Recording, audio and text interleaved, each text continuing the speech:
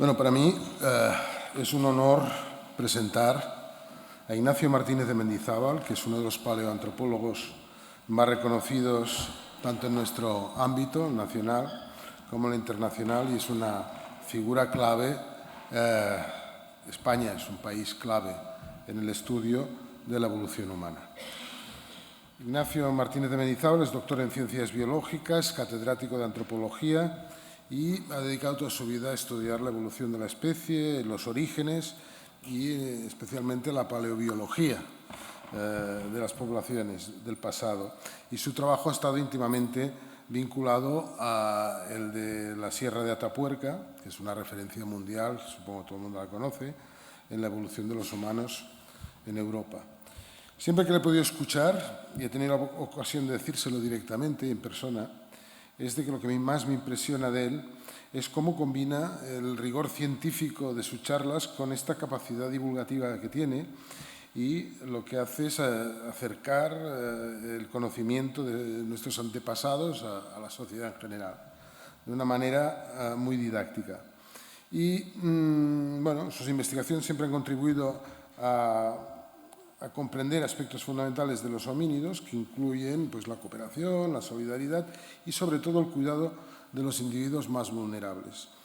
Hoy nos hablará de este tema, que además nos invita a reflexionar un poco cómo el cuidado entre los humanos, de los enfermos, de los mayores, de los más jóvenes, va más allá de una característica cultural y está en una dimensión enraizada en nuestra misma evolución como especie. Los humanos nos cuidamos entre nosotros.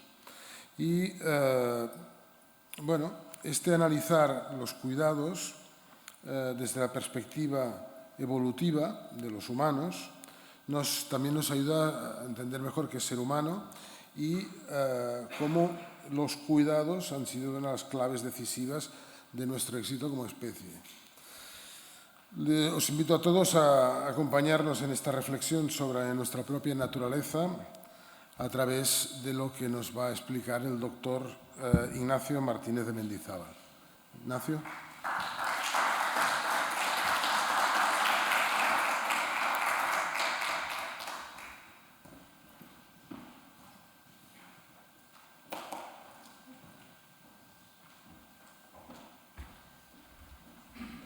Bueno, pues buenos días. En realidad soy Nacho, más que Ignacio. Bueno, muchísimas gracias por la presentación, muchísimas gracias por la invitación y muchísimas gracias por vuestra presencia aquí. La verdad es que me siento, como dice la canción de ABBA, me siento muy orgulloso y muy honrado de estar hoy ante vosotros y vosotras. Bueno, voy a empezar por lo que he venido aquí a contaros y voy a empezar con esta imagen. Si os muestro esta imagen y os pregunto qué pensáis que es, pues pensaréis, bueno, pues es la salida de un partido de fútbol, ¿no? Es la entrada a un concierto de rock, debe ser algo así. Pero si afino un poco la imagen, seguro que la reconocéis todos. Es el puente de la solidaridad. Esto es algo extraordinario que ocurrió hace poco más de un año en nuestro país, ¿no? Si os acordáis con la Dana, que hubo en la región valenciana, un río de barro y de muerte, asoló la región, ¿no? Afectó a centenares de personas. Y lo extraordinario es que al día siguiente, sin que nadie los convocara, sin que se conocieran, sin ponerse de acuerdo, pues miles de personas, se pusieron en marcha.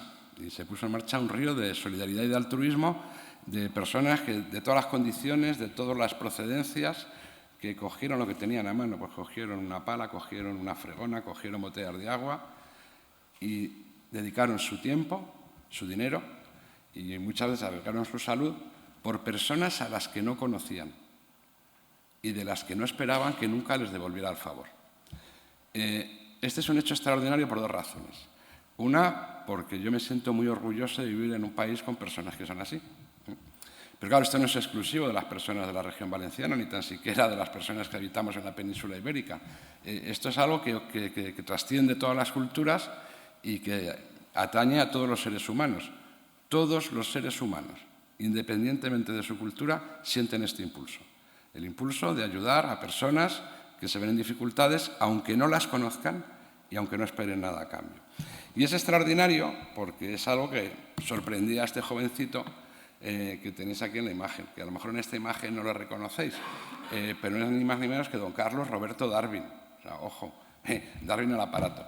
Esta imagen se la hicieron, o este retrato se lo hicieron 3 años después de que se bajara del Beagle, que como sabéis era un buque oceanográfico de su graciosa majestad con la que tuvo el privilegio de circunnavegar el globo durante 5 años.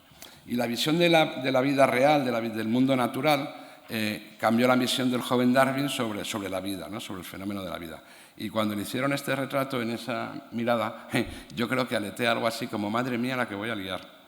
Joder, vaya si la lió, porque 20 años después de ese retrato escribió este libro que corta la historia por la mitad. El libro es El origen de las especies, es un libro muy importante en biología, marca el nacimiento de la biología como ciencia.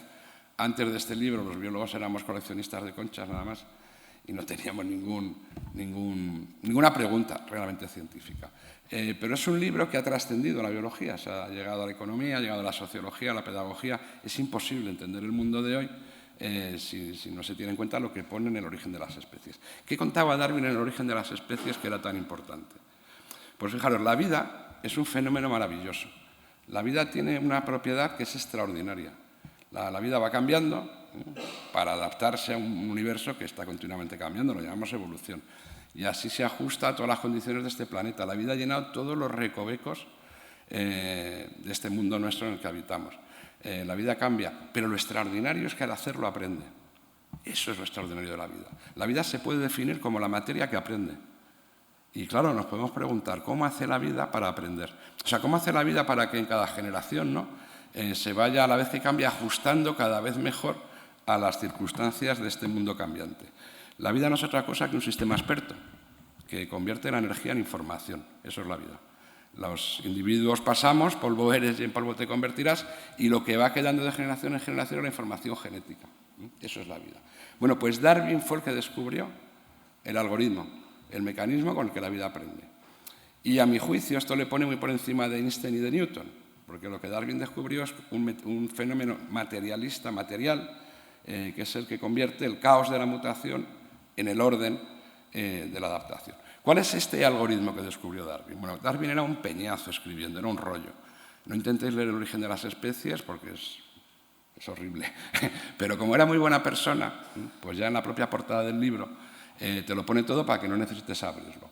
¿Cómo se llama el algoritmo? Selección natural. ¿Y en qué consiste la selección natural? Pues lo pone debajo. Es el éxito de las poblaciones o de las razas favorecidas en la lucha por la vida. Eso es la selección natural. Es competencia feroz de todos contra todos. La supervivencia del más apto.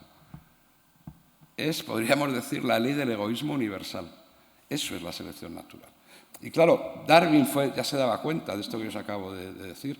Claro, si el altruismo, y ahora voy a definir a qué me refiero con altruismo, está en todas las poblaciones humanas, si es transcultural, es porque está en nuestros genes. Y si está en nuestros genes, ha sido objeto de selección. ¿Cómo puede la ley del egoísmo universal dar lugar al altruismo?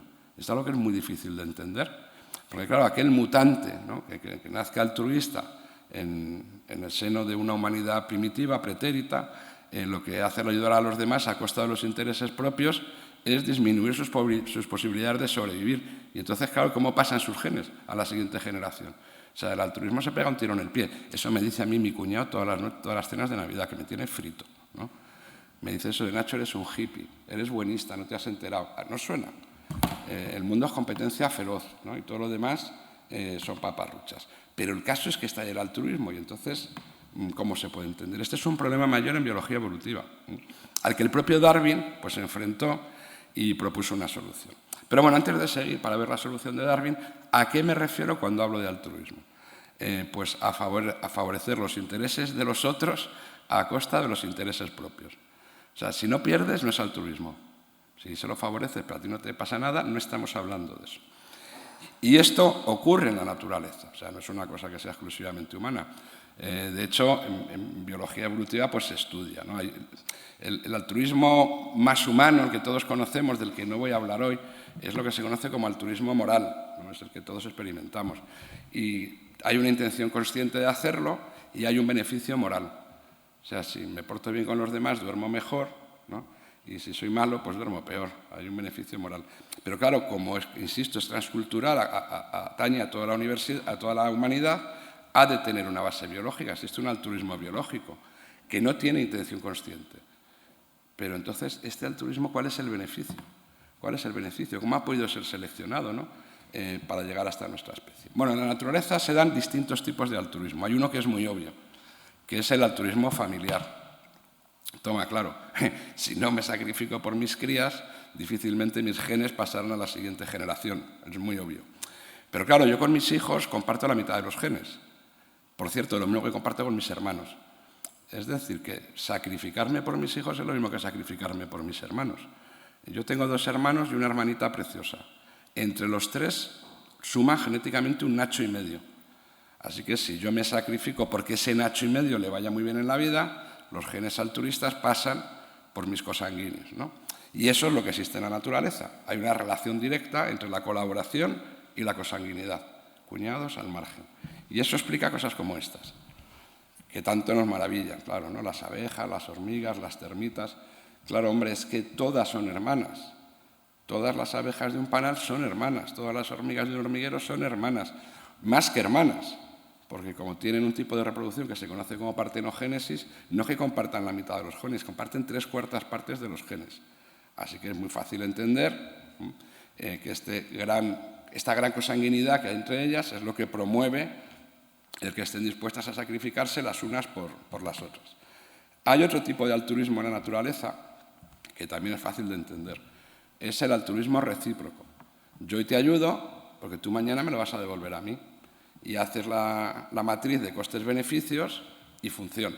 Es decir, al hacer esto, aunque yo ahora cedo un poquito, como luego tú me lo devuelves, aumenta la viabilidad, ¿no?, la fitness biológica de los dos, de la pareja. Pero eso sí, siempre que lo hagas con alguien que sea tu igual, que te pueda devolver el favor, porque si no eres un pringao. Si no, estás disminuyendo gratis tus posibilidades de supervivencia. Y como digo, pues esto se ve, por ejemplo, entre chimpancés, que también se ayudan, aunque no sean necesariamente cosanguíneos. Pero hay un tercer tipo de altruismo, que es el que nos interesa hoy, que es el altruismo social. No sé si la conocéis, ella es Paula Farias, y fue un icono en Médicos Sin Frontera. Esta fotografía fue portada en las principales revistas de todo el mundo, ¿no? En el año 2003 a Paula le pidieron que acudiera al campo de refugiados de Chipindo, en Angola. Estaba rodeado por las tropas de la guerrilla que no querían que nadie entrase en ese campo. A pesar de todo, ya entró con un pequeño equipo y se dedicó a cuidar a niños como este que veis que tiene en los brazos. Ostras, Paula Farias era una joven médico. Hacía poco que había acabado su carrera de medicina. Se podía haber quedado en Madrid teniendo una carrera pues tranquila siendo de médico. Y sin embargo lo dejó todo y se fue a Angola a jugarse la vida para cuidar a niños como este, que de ninguna manera eran consanguíneos con ella y que nunca jamás le podrían devolver el favor. Y cuando uno escucha el caso de Paula Farias, a mí por lo menos me produce lo que yo llamo depresión admirativa, que sí. Y dices, jo, qué mujer, ¿no? ¿Cómo me gustaría ser como ella? Porque resuena en nosotros ese altruismo, porque lo tenemos dentro, ¿no? Entonces, ¿cómo se explica esto? Esto es lo que es dificilísimo de explicar en términos de evolución humana. Bueno, pues un Darwin mucho más atractivo, más hecho, más maduro, en una de sus últimas obras, El origen de las personas, dio cuenta de este problema y propuso una solución a este problema. Y Darwin se dio cuenta que las personas, claro que competimos, pero competimos a 2 niveles, porque formamos parte de grupos muy cohesionados, es decir, las personas solas no existimos en la naturaleza. Formamos parte, como digo, de grupos muy cohesionados que compiten entre sí. Entonces Darwin se dio cuenta que las personas, claro, competimos dentro de nuestros grupos, ¿no?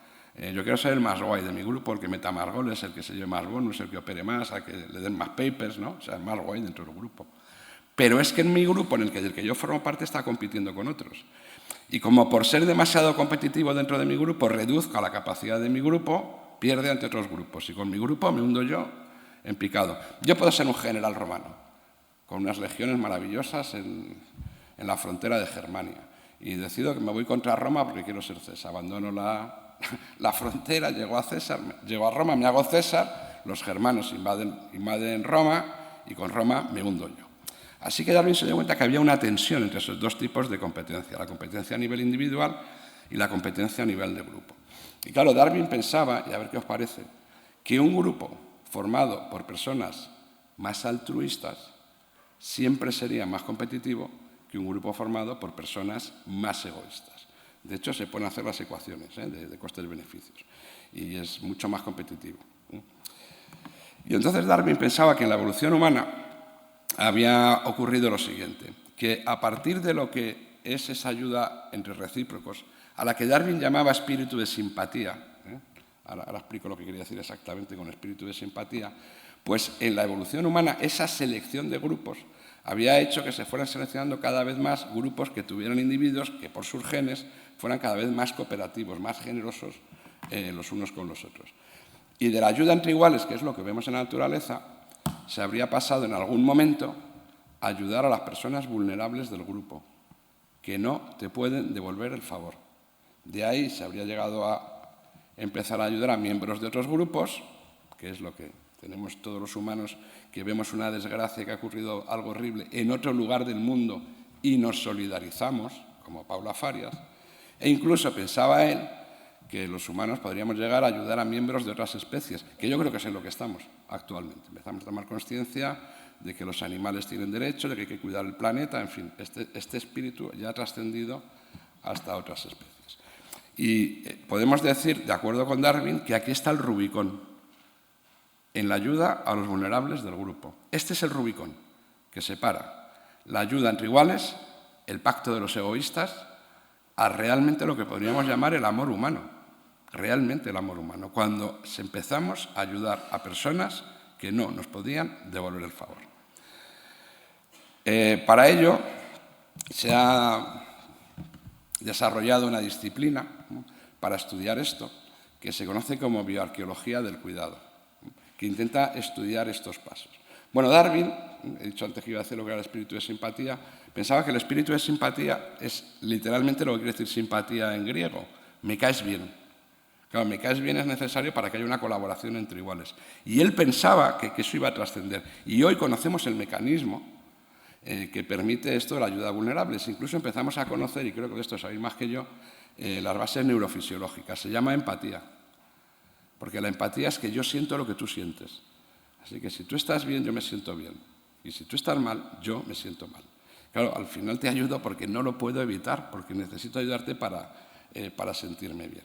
Y no es difícil de comprender que un grupo de empáticos, mucho más competitivo que un grupo de personas que no son empáticas entre sí. Bueno, todo esto, como decía, hay una especialidad que estudia los cuidados, porque de lo que se trata de ver en la historia de la humanidad es si realmente Darwin tenía razón y si hay un momento, o por lo menos saber en qué momento se cruzó el Rubicón, cuando empezó de verdad la humanidad, los seres humanos, a ayudar a personas vulnerables.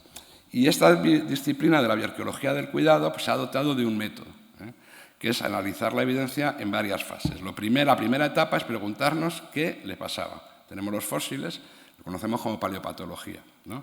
Y es diagnosticar qué enfermedad tuvo esa persona a partir de las lesiones que quedan registradas en los huesos. La segunda es cómo afectaba su vida, es decir, esa enfermedad, qué síntomas causa. La tercera es preguntarse qué cuidados necesitó esa persona que padeció de esos síntomas. La cuarta es reflexionar sobre con esos cuidados los pudo hacer una sola persona o necesitó la ayuda de todo el grupo. Y finalmente, todo ello, pues ponerlo en un contexto como el que yo os he comentado. Si son casos que realmente se pueden explicar por una ayuda entre iguales o realmente estamos en casos de altruismo.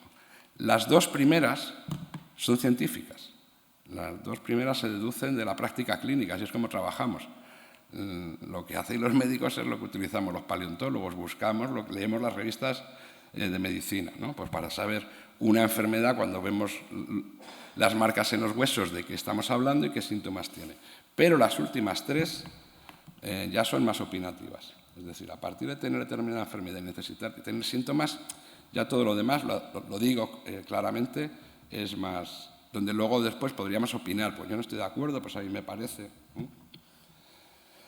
Bueno, ¿dónde se puede estudiar esto? ¿En qué casos? Pues no os sorprenderá saber que el lugar más idóneo hasta la fecha para estudiar estas cuestiones es, como no, la Sierra de Atapuerca. Esta es la Sierra de Atapuerca para los que no lo conozcáis, que como veréis, como decimos en Madrid, ni es sierra ni es nada, porque parece una colina, ¿no? Un pequeño cerro, una colina. Pero es una colina maravillosa porque está llena de yacimientos que cubren desde la primera llegada de los humanos a Europa, hace 1.300.000 años, hasta la Edad Media. No hay ningún lugar en el mundo donde la historia se haya enredado en las faldas de una montaña, como es el caso de la Sierra de Atapuerca. No hay otro sitio. Atapuerca no es un yacimiento, Atapuerca es un conjunto de yacimientos. En la campaña del año pasado y en la que va a empezar en el mes de julio, excavamos en 11 yacimientos distintos.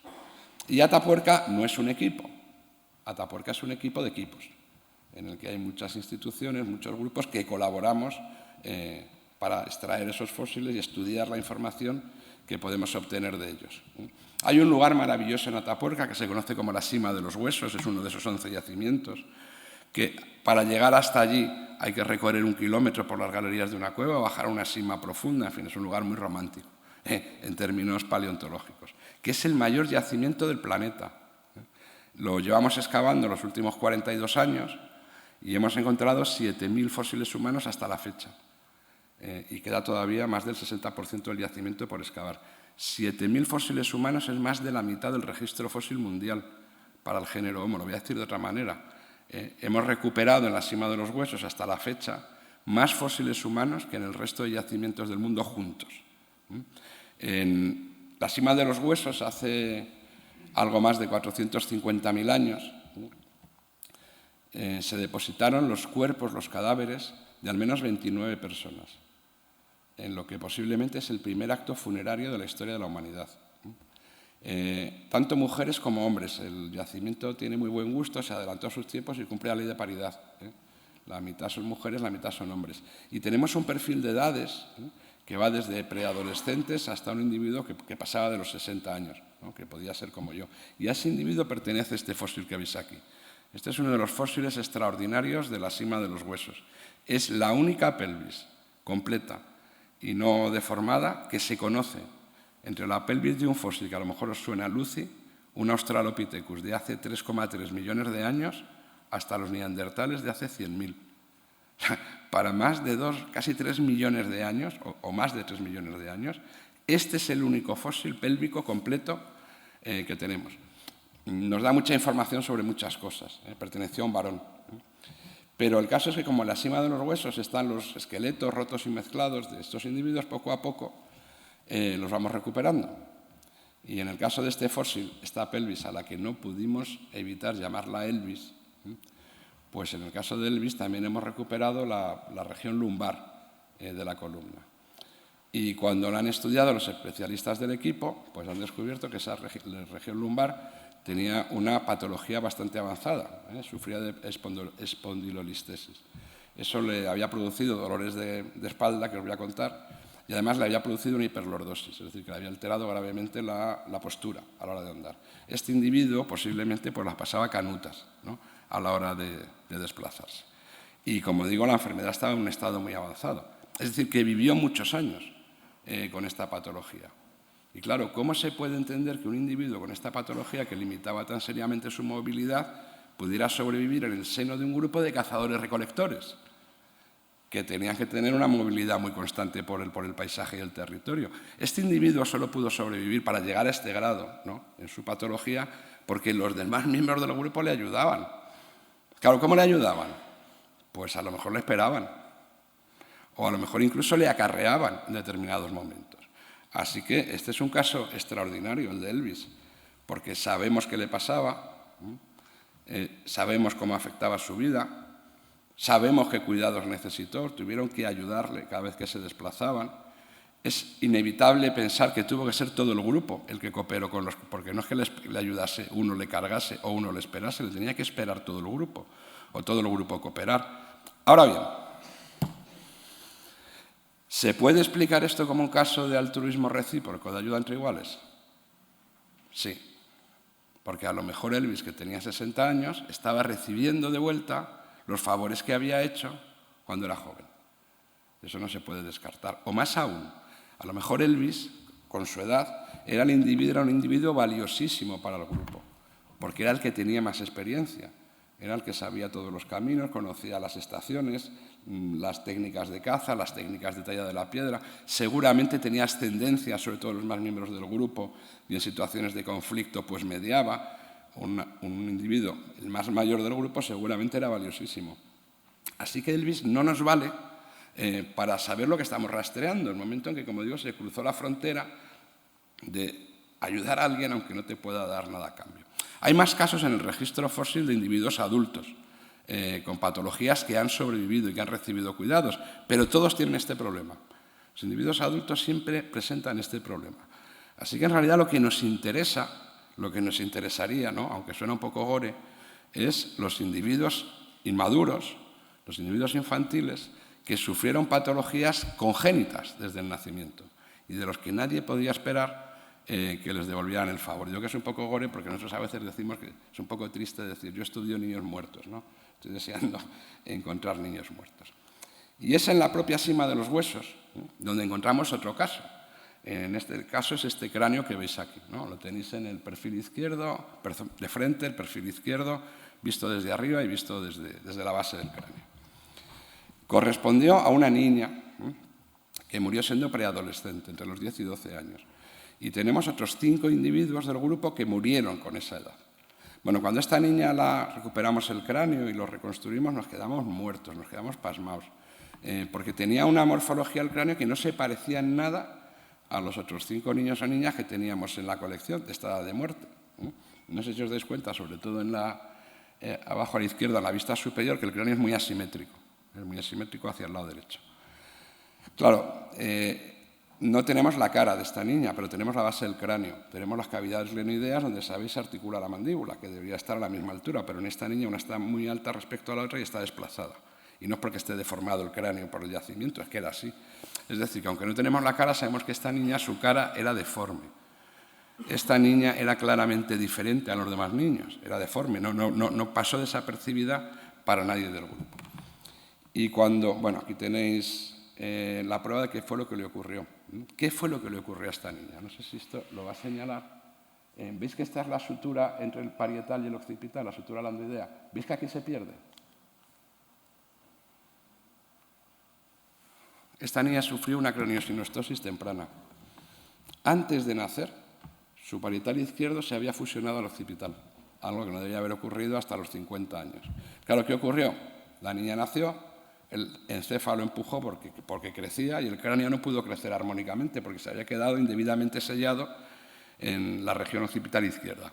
Y entonces el encéfalo empujó, deformó el cráneo y deformó la cara, más aún. Cuando se estudia con tomografía computerizada y luego restitución 3D la superficie del encéfalo, hay zonas donde parece que el cerebro había sufrido una patología. Esto lo hemos consultado con algunos neurólogos y nos dicen que es bastante probable que esta niña, incluso debido a esas patologías, porque el cerebro, como digo, empujó anómalamente, pues sufriera de un retraso psicomotor severo. Así que tenemos a una niña que no era la más guapa del grupo y posiblemente no era la más rápida ni la más lista del grupo. Y sin embargo llegó hasta los 10-12 años. ¿Sabéis lo que hacen los animales todos cuando uno de sus cachorros no les ha salido bien? Los desechan, siempre, todos los animales. Porque nadie invierte tiempo y energía en un cachorro que no se va a poder reproducir. Porque si hicieras eso, tus genes no pasarían a la siguiente generación. Se llama selección natural. Solo hay una especie en la biosfera actual, solo una, que se ha rebelado contra la selección natural. Es la nuestra. Somos una especie extraordinaria, las personas. Somos la especie rebelde. Si la vida es la materia que aprende, a mí me gustaría decir que las personas es la materia que se revela, porque no aceptamos las condiciones que nos pone la naturaleza. Siempre se dice que es muy importante saberse adaptar, ¿no? En las empresas, en todas partes. Hay que saberse adaptar en los tiempos que cambian. Bueno, adaptarse está muy bien, es lo que ocurre en la naturaleza, pero la adaptación es reactiva. Y ocurre cuando ya tienes el tsunami encima. Pues es que las personas, que por supuesto somos capaces de adaptarnos, hacemos algo que es infinitamente mejor, que solo lo hacemos las personas. Y es que adaptamos la naturaleza. Las personas cambiamos el mundo, somos rebeldes. Mire usted, yo quiero ver por la noche y le hemos iluminado. Yo quiero vivir en latitudes altas y hemos hecho para abrigarnos en latitudes altas. Queríamos volar y volamos. Un primate que vuela, madre mía. Y no volamos por la fuerza de nuestras alas, no es una adaptación. Volamos por la fuerza de nuestro talento, por la fuerza de nuestra voluntad, porque nos propusimos volar. E inventamos la manera de hacerlo. Lo que de verdad nos define como humanos es la innovación, es cambiar el mundo, adaptar el mundo a nuestras necesidades. Y ese primer acto de rebeldía, pues lo vemos hace ya 450.000 años en esta niña. Un grupo que le negó a la selección natural su ley, ¿no? su dictamen terrible. No la abandonaron. Y sin duda tuvieron que cuidarla más que a los demás niños y niñas del grupo. Y por eso de nombre la pusimos Benjamina. Benjamina en hebreo quiere decir la que se sienta a la derecha, la favorita, la más querida. Sin embargo, entre científicos y científicas que estoy, claro, Benjamina tiene un pequeño problema en esta historia. Y es que no estamos seguros, no podemos estar seguros de que realmente tuviera un retraso psicomotor. ¿Por qué no? Porque no hemos conseguido encontrar un solo caso clínico, ni uno, de una persona que llegara hasta esta edad con craneosinostosis. O porque en los lugares donde se registran a los niños y a las niñas se les opera muy pronto, cuando nacen, para evitar estos problemas, o si los ha habido en otras culturas que no tienen esos registros, pues no ha quedado. Y mira que hemos mirado. Así que no podemos estar seguros al 100%, nadie sabe, no hay registro clínico, de qué le pasa a una persona con craneosinostosis a los 10 años, si realmente puede ocurrir que tenga retraso psicomotor. Pero hace 2 años, así que en el caso de Benjamina, sabemos qué le pasaba, pero no podemos estar 100% seguros de cómo afectaba su vida. Hace 2 años nos vino a ver otra niña fósil, ¿no? Es un fósil que procede de un yacimiento valenciano, Covanegra, ¿no? Que está datado entre 270.000 y 150.000 años. Son neandertales, seguramente son los restos de neandertales más antiguos que conocemos. Y en este yacimiento no hay cráneos, y todos son pequeños fragmentos craneales, pequeños fragmentos postcraneales, de al menos 7 personas. Y entre los pequeños fragmentos, pues nos llegó este, que como veis es un pequeño fragmento del hueso temporal. Este fragmento había aparecido en las excavaciones de los años 80 en un nivel donde había mezclas de 2 niveles, uno que era de neandertales y otro superior que era mucho más moderno, era del neolítico. Así que los arqueólogos no estaban seguros este fragmento si era un neandertal o pertenecía a un Homo sapiens, como nosotras y nosotros. Y entonces nos lo trajeron. Porque en nuestro grupo estamos especializados en el estudio de las cavidades del oído, del oído interno. Y es muy fácil distinguir un neandertal de un Homo sapiens por la anatomía de los canales semicirculares, muy fácil. De hecho, cuando nos lo trajeron pensamos que este era el clásico paper fácil, ¿no?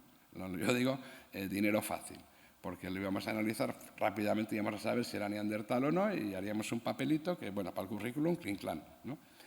Y entonces, pues nada, como lo que estudiamos es el interior del oído, pues hacemos tomografías, ¿no? Utilizamos unos tomógrafos que no son los mismos que los hospitales. Al principio, a los años 90, sí empezamos con los de los hospitales, ahora ya no. Que tienen las lonchas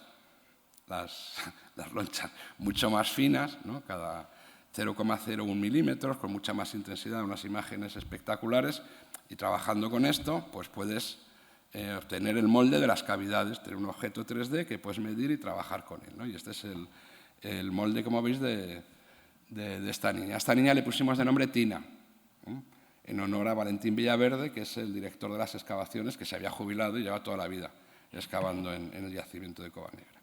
Bueno, pues cuando comparamos a Tina con otros ejemplares neandertales para hacer el estudio, pues nos sorprendió eso que veis ahí, a lo que nosotros llamábamos, así entre nosotras, el boloncho, que es un engrosamiento de ese canal lateral que veis ahí.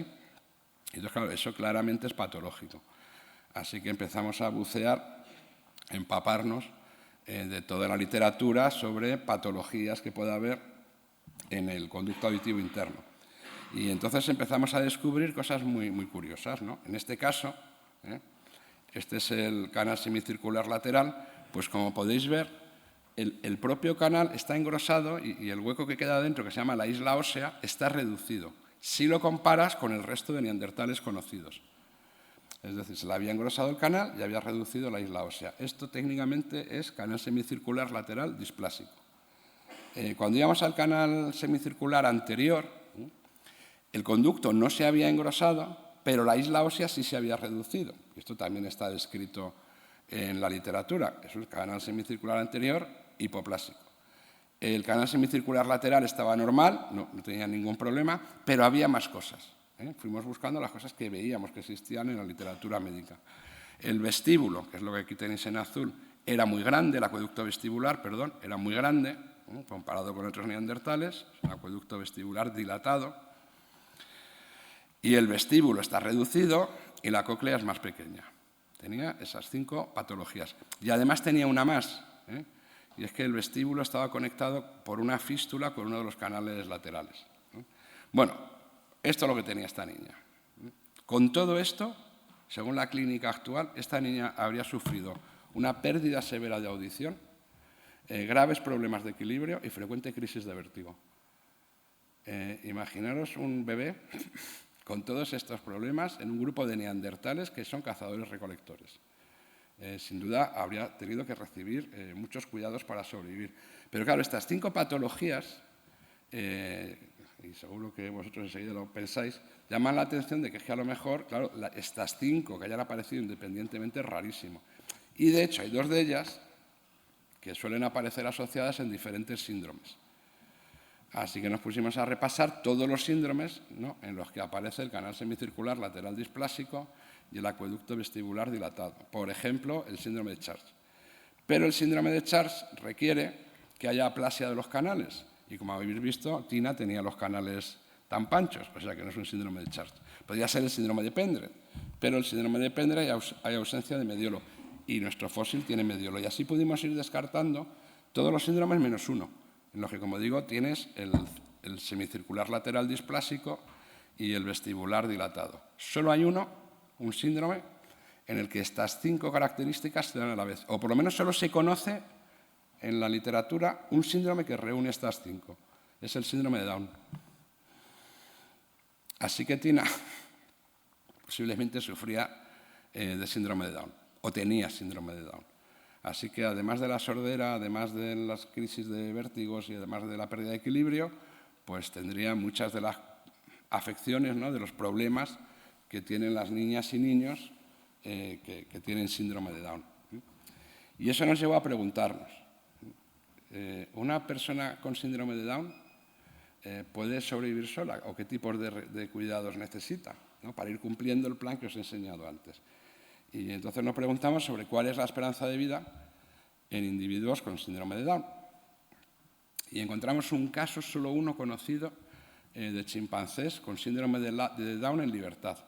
Se conoce en algún caso más en zoos, pero ahí los cuidan. Y entonces no nos servía la experiencia en los zoos. Pero este caso era especialmente interesante, ¿no? Era una niñita neandertal que había nacido con síndrome de Down y que vivía hasta los 23 meses. Pero vivió hasta los 23 meses porque a su mamá la ayudaba su hermana mayor. La madre tenía una cría mayor y esta hermana mayor, por cierto, habría que poner un monumento en la historia al papel de las hermanas mayores en la evolución humana, pero eso es otra historia. La hermana mayor ayudaba a la madre. Claro, esta chimpancé con síndrome de Down tenía un problema, claro, muscular, ¿no? No era capaz de agarrarse al pelaje de la madre. Los bebés chimpancés se agarran al pelaje de la madre y la madre se puede mover. A esta tenía que llevarla en brazos, la tenía que acarrear físicamente. ¿Qué ocurrió? Que la hermanita entró encinta, claro, y tuvo su propia cría. Cuando tuvo su propia cría dejó ayudar a su mamá y entonces la mamá ya no pudo darle los cuidados necesarios a la niñita chimpancé y acabó muriendo, 23 meses. Hace 2 años se publicó un estudio en el que habían estudiado con ADN en un montón de restos de la prehistoria reciente, entre hace 400 y 3.600 años antes de Cristo. Dos de los, bueno, decir de otra manera. Y en ese estudio genético se encontraron 5 casos de niñas o niños con síndrome de Down. En este caso lo habían determinado genéticamente. 2 de esos casos eran en yacimientos españoles. Ninguno había pasado los 16 meses de vida, ninguno. Pero todos estaban enterrados y enterrados con ajuar de la misma manera que el resto de la población, es decir, no habían sido rechazados. Pero esas poblaciones aunque habían querido a esos niños y a esas niñas, no habían sido capaces de darles los cuidados necesarios para que sobrevivieran. A comienzos del siglo XX, la esperanza de vida de los niños y niñas con síndrome de Down era de 9 años, tan solo. Y a día de hoy, en los países del primer mundo, pues la esperanza de vida de las niñas y niños con síndrome de Down llega ya a los 60 años. Y sin duda se debe a los grandes avances de la medicina, pero también al avance social, a la protección social que reciben esos niños y niñas y sus familias. Porque este es un caso muy importante de eso de cuidar a los cuidadores, ¿no? Para que las personas vulnerables pues, tengan esperanzas de vida. Así que el caso de Tina es asombroso, ¿no? Porque Tina, no sé si lo he dicho, murió entre los 6 y los 11 años. Nosotros pensamos que más bien cerca de los 11 que de los 6. Es una niña neandertal que vivió más de 6 años con síndrome de Down. Sin duda, a Tina la tuvieron que ayudar todos los miembros del grupo, bien a ella, bien a su madre. Pues trayéndole la comida, liberándole de otras tareas. Así que, en nuestra opinión, Tina es el primer caso seguro de ayuda a personas vulnerables que de ninguna manera te pueden devolver el favor. Y marca el caso seguro, ¿no? Donde está esa raya que puso Darwin, ese Rubicón. Claro, si nos paramos un momento a pensar, Tina era una niña neandertal. Incluso Benjamina, de la Sima de los Huesos, que en sus 450.000 años, la población de la Sima de los Huesos son antepasados de los neandertales. Es decir, que ni Benjamina ni Tina están en nuestro linaje. Están en el linaje de los neandertales. El linaje de los neandertales tiene un antepasado común con el nuestro hace 1 millón de años. Si el altruismo estaba ya en los neandertales y está en nuestra especie, es muy lógico pensar que viene desde el antepasado común. Es decir, es una adaptación muy antigua en el linaje de los humanos. Y rima muy bien con la especie rebelde, que yo decía, porque no rechazar a los vulnerables, cuidarles, es un acto maravilloso de rebeldía. Y nos habla de que antes de que pudiéramos curar, que es un acto todavía mayor de rebeldía, hace mucho tiempo, hace quizá más de 1 millón de años, las personas éramos lo suficientemente humanas para cuidar, para consolar y para no abandonar a las personas que tenían problemas. Y con esto, muchísimas gracias por vuestra atención.